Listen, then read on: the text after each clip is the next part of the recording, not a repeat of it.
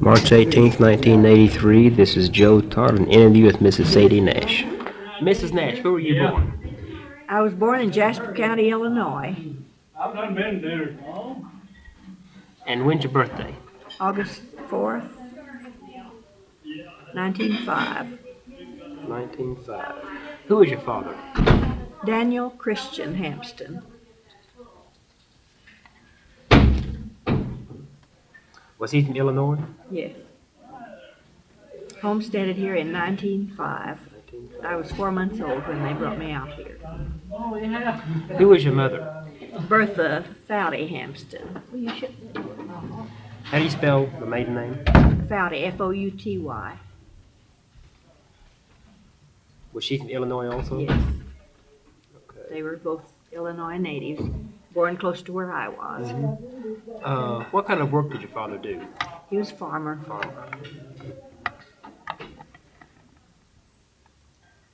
Did they tell you how come they decided to come to the Panhandle?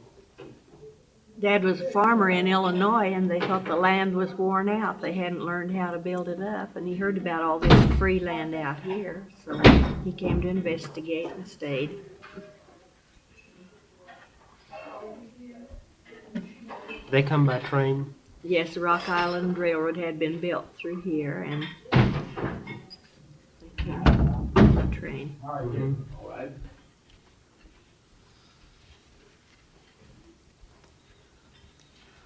Who was your grandfather? Henry Hampsten, he also homesteaded out here. Oh, he did.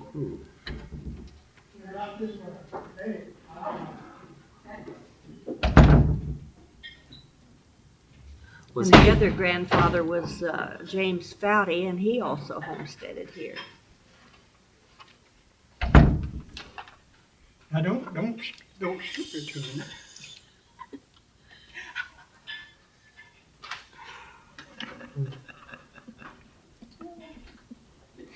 Were either of your grandfathers in the Civil War? My grandfather Hampsten fought on the northern side. Did he talk about his experiences in the war? I was a little girl when he died, but I remember his talking about some of it, and I have seen his military record. He spent most of the time in Arkansas. Most of the time that he was in the service. I believe he enlisted when he was 17. Mm-hmm.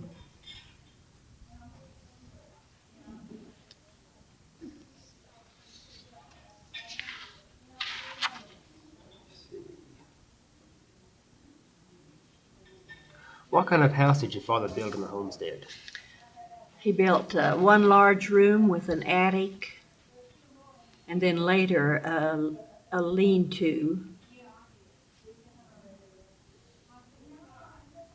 He had made 2 or 3 trips out here and had built a house and drilled a well before he brought the family out. Where is the homestead? About 5 miles northwest of Hooker. There are no buildings on it now, and we don't own the land. The heirs own land farther out that he left to us. How long did you live on the homestead? 5 or 6 years until he had proved it up. Where'd you start the school? A little country schoolhouse called Prairie Queen, one-room country schoolhouse. My teacher was Hattie Potter Dysinger, who died just a year or 2 ago at the age of 90.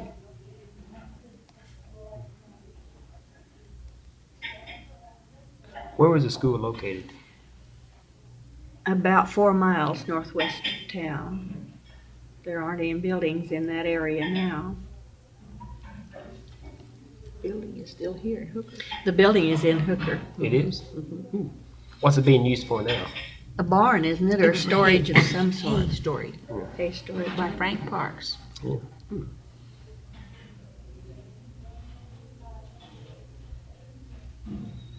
As a child, what kind of chores did you do on the farm? Well, after I was old enough, I did lots of milking. We always milked a number of cows, and we also had chickens to feed and the eggs to gather. And And the baby calves to feed, they'd be taken away from the cows and we bucket fed them. What about the laundry? Usually, I didn't tell you, I was one of 10 children. There were 4 older and 5 younger than I. 5 of us were born in Illinois and the other 5 here in Texas County. And much of the laundry was done with a wash tub and board and boiled on the stove. The white ones were boiled on the coal range. And later, I remember I was a teenager, I guess, when my father bought the first power washer, and we had a gasoline engine that motored the washer, and it was a double tub. We wash in one tub and rinse in the other. What year did you buy that? Let me see, I would guess around 1916, something like that, 17 maybe.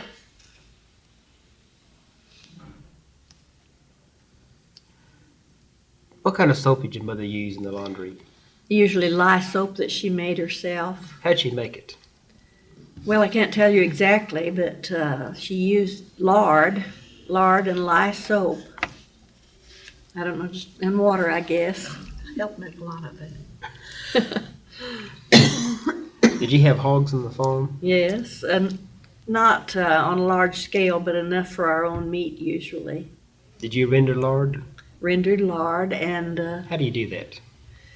well, Mother used an iron kettle on the stove, and the lard was cut up in small pieces and put in there and melted. And then the cracklings were used for different. Now, what are the cracklings? Cracklings are just what's left after the fat is rendered out.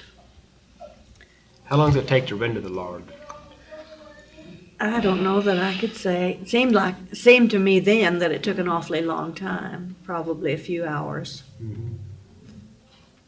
What did you do with the cracklings? I think Mother used those in making soap. That and the fat that was in them. And I remember eating crackling cornbread and, putting some of the cracklings in cornbread and seasoning things with them. Did you make head cheese? I think my mother did when they'd butcher. What time of year would they butcher? It always had to be in the winter because we didn't have refrigeration. Then the meat was cured, the hams. And How do you cure the ham? they did it with salt and then used a liquid smoke. I wasn't very large when all these things took place, but I remember about share them. of that. You can tell What that. kind of games did you play as a child? We, as a large family, we played everything. My brother made dominoes, and we had checkerboards made on the end of packing boxes, and we played marbles, and outside we played black man jump the rope, and in the country school we played kick the can and ante over the schoolhouse and baseball, and made our own. We made our balls, raveled out socks and made our own balls. And sometimes our bats would be no more than a flat board if we could get hold of them. We played baseball the year round. What kind of mischief did you get into as a child? Me, I don't think I ever got mischief. Probably plenty with so many brothers and sisters to help me think up things. You say you lived on the homestead for what, 5 or 6 years? 5 or 6 years, and then we lived farther out. I went to school through the grade school at the Lemon School, which was a half mile from I had started school at Prairie Queen, but I finished grade school at the Lemon School, which was half mile from the new home that Dad built there. And you say you moved farther out? How far? The schoolhouse was 9 miles out, and we were half mile west of that. Yeah, did your father buy the farm out there? Yes, and he accumulated several quarter sections of land in that area, and quite a lot of that is still in the family. It's out in the sandy land, and most of our crops were milo. That's the only thing that's grown on my 80 acres. How large was your garden? Well, usually there was a little garden, not too large, that could be irrigated, and then Dad always had what he called a truck patch where he grew melons and that sort of thing. You grow any cotton? No, No cotton. never cotton. This isn't good cotton country. It's not. Our winters are too long and cold, I guess.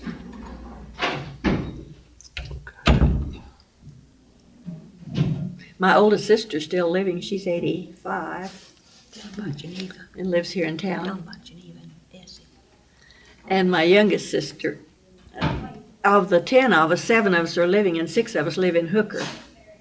And my oldest sister is 85 and my youngest sister is 60, and they tell people they're distantly related. But the 2 brothers and sister between my oldest sister and me have died.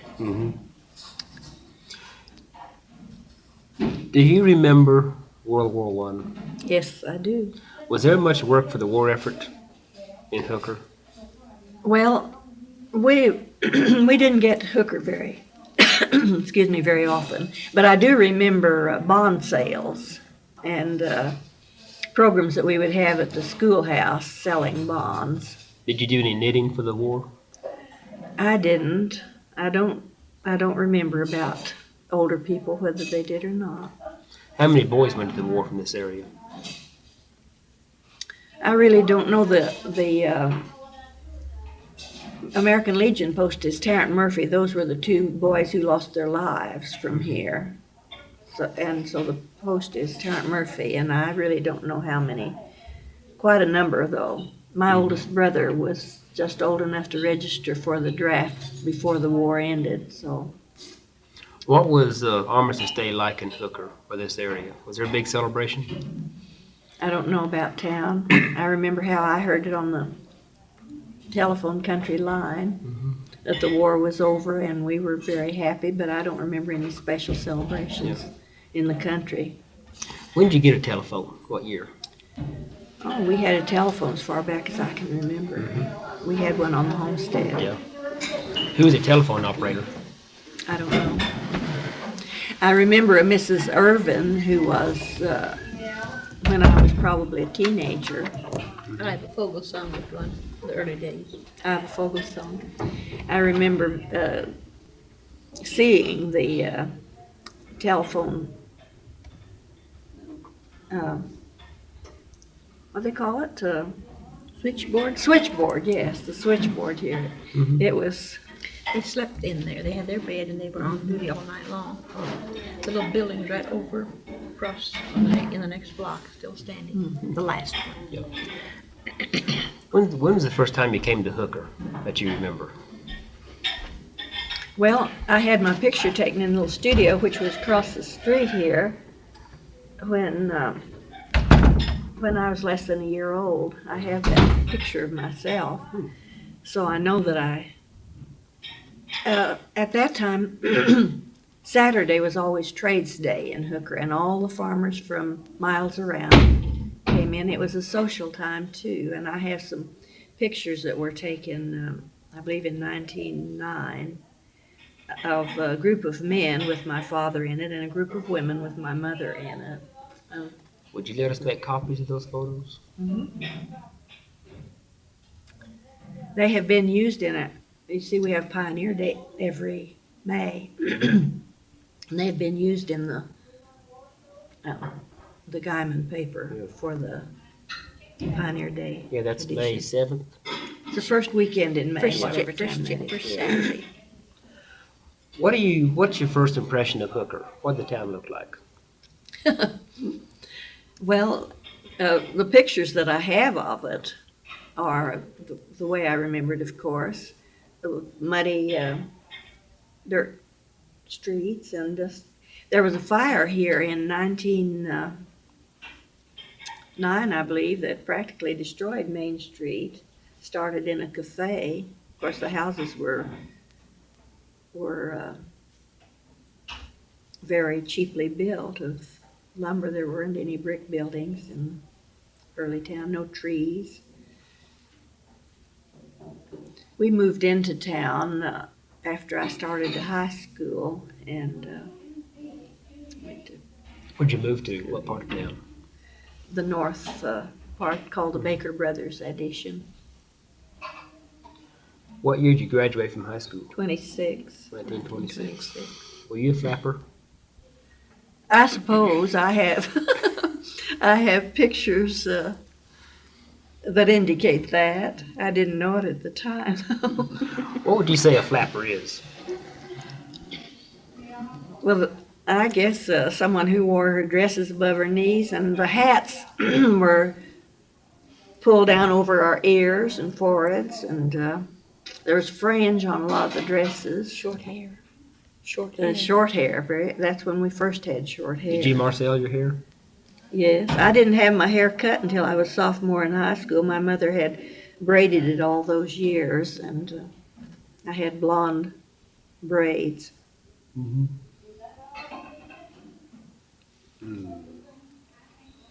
Where'd you go to college? I went to 3 colleges. I did my freshman work at Panhandle State. Pardon me. Then I went to Northwestern State at Alva, and I taught my way through college. I had taught 1 year before I even went to college, and then I went to Colorado and finished my undergraduate work in summers at Western State College, Colorado in Gunnison. And I went to Colorado to teach in 1938 and married a Colorado man, so I was away from here for 35 years. You said you taught 1 year before you started college. What'd you teach? Country school 5 miles northeast of town, where I had all the grades. What's the name of it? It was Grandview then. It isn't there any longer, of course. You taught there in what, 26 and 27. I have a picture of myself in the Model T Ford that I drove to school, and all my students in the schoolhouse. How many students did you have? I didn't have a very large school, around 20, I think. How did you manage teaching all the grades? I've often wondered how. Well, it was difficult. You couldn't give them much individual attention. But having gone through the grades in a country school, I found that the children have this advantage, the younger children. I used to write spelling words when I was in the lower grades. I'd write spelling words when they were pronounced for all the older kids, and so we learned a lot that way. And What, did the older kids help the younger kids? Or? yes, and that was when I decided to be a teacher. I got to be the teacher's helper so much that I decided I would be a teacher. And especially could we conduct the little children's drill and things like that. But I found on my schedule that I couldn't have everything every day. The day wasn't long enough, so I tried to schedule the less important studies, alternate some of them. Now, did you have a lesson plan you had to follow? I was responsible only to myself for lesson plans, but of course there had to be a great deal of planning. Mm-hmm. But I've often wondered how you taught the 1st and 8th grade at the same time. You did it. I did it too. The 8th grade, of course, had its assignments, and the little ones were the ones you had focused attention on, and the older ones had longer study periods and tests. I don't suppose our teaching was very thorough, and yet when I came to Hooker to go to high school, I had no difficulty in carrying on the work. In fact, I managed to stay close to the top of my class. Now, when did you move to Colorado? In 1938. 1938. I went to teach in Crested Butte, Colorado, which was then a coal mining town in full operation and is now a ski resort. 9,000 feet elevation. Were you in Hooker when the Depression hit? Yes.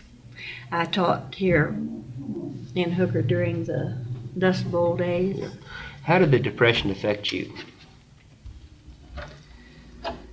Well, it's a little difficult to say. We had to get along on a little bit, but we made it. I remember saying to Dad, he had accumulated quite a lot of land, and I remember saying to him, is it worth struggling to keep the taxes paid? But Dad always had a lot of confidence in land, and he said, oh yes, it'll get better. I've seen it bad before. And he lived to prosper from his farms. Can you tell me what your average meals were like in the worst days? What you had for breakfast, lunch, and dinner? We usually had biscuits for breakfast and eggs and oatmeal. And we had our own cows and milk and cream. And we had cornbread and beans and potatoes, always. And some fresh vegetables during the summer from our gardens. We were never hungry. Our meals were not fancy. I remember Mother used to, as I said, we didn't have refrigeration, and when they'd butcher, she'd make sausage and fry it down, put it in big stone jars and pour the grease over it, and that would keep it.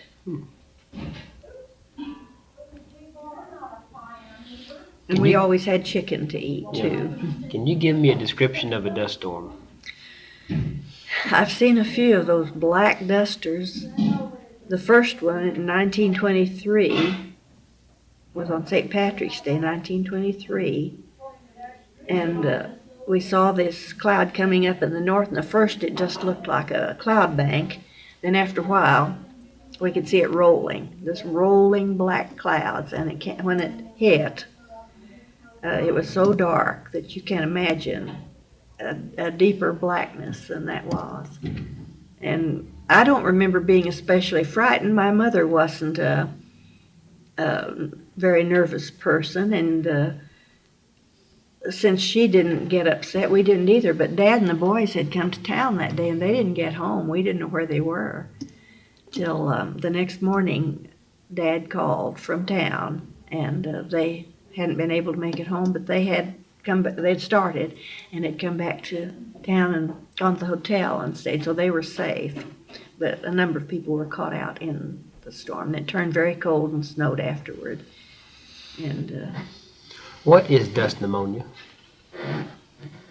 well, I suppose it's dust lodging in the lungs that causes an infection. I don't know. I never did know of any really around here. How'd you keep the dust out of your house? We didn't. It piled up in the house, and then we swept it up, picked it up, and carried it out. Were there many big floods in Hooker? I've never known of one. What about tornadoes? No, never a real tornado. One time when I was teaching here in Hooker, we were getting ready for an open house at school, so I had stayed after school. Most of the teachers had to display the work that was to be shown the next day. And so one of the girls who taught, I was teaching upstairs, and one of the girls who taught downstairs called me and said her husband had come for her and he would take me home too. So we got in the car and he started down toward town, and we asked him where he was going because we lived on the other side of town. He said, I just want to show you something. So he drove down through Main Street and showed us the tree limbs that were scattered around, and the big plate glass window broken out of the hardware store across the street, and several things like that. And that I think was about as near a tornado as ever hit here. It must have been a little twister. Mm-hmm. When did the dust storms finally break? What year? Well, I think it was more gradual. as I say, I left here in 38, and I don't think there were any black dusters after that. I don't recall that. We've had some off and on for quite a while, even in the 50s we had Yes. some. There was a drought during the 50s that, What was your husband's name? Clayton Nash. Where'd you meet him? At Crested Butte, he lived on a ranch in the valley with his parents there. And When'd you get married? 1944, during the war. He joined the Navy when the war started in 41 and spent over 2 years overseas, and we were married after he came back. And he died in 1968. What was your first impression when you heard the Japanese had bombed Pearl Harbor? I was horrified. I was in Crested Butte when that happened. It was on a Sunday, you know, and I didn't hear about it till Sunday afternoon. And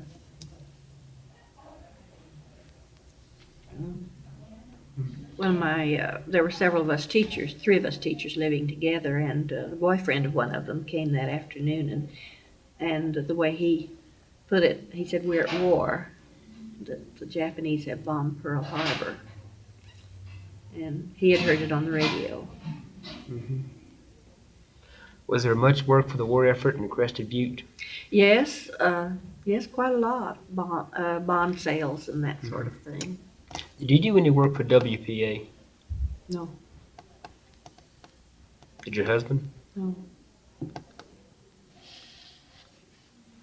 What about when the war ended? Was there a big celebration in Crested Butte? I wasn't in Crested Butte when the war ended.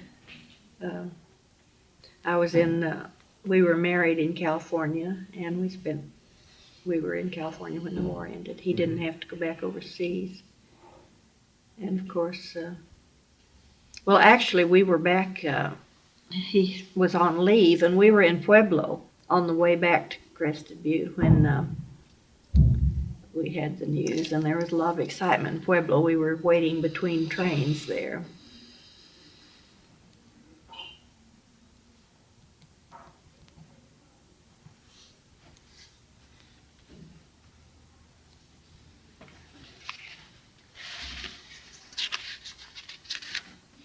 How many kids do you have?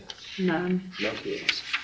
except former students all over the country. I claim them as my children. Lots of them right here in Hooker. A number of Hooker business men and women, former students of mine.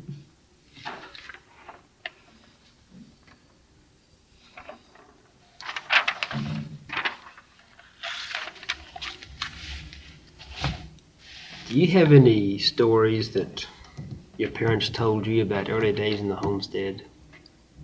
I can't think of anything right at the moment. When you first moved on the homestead, oh, you said... I was 4 months old. Yeah. What kind of house did your father build in the homestead? It was just a little frame house, one large room with an upstairs, an attic, and we children slept up there after we were older. And then there was a lean-to for a kitchen and dining room.